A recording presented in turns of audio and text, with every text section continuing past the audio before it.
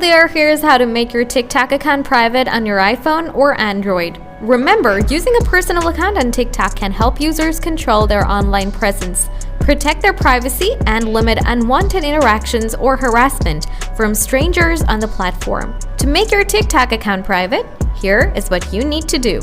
Open TikTok app, tap Me icon, tap Setting and Privacy. Tap Privacy. Here you need to toggle on Private Account.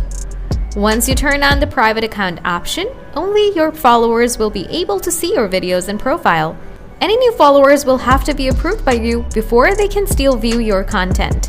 If there is anything you want to ask, please ask in the comment section. Thanks for watching.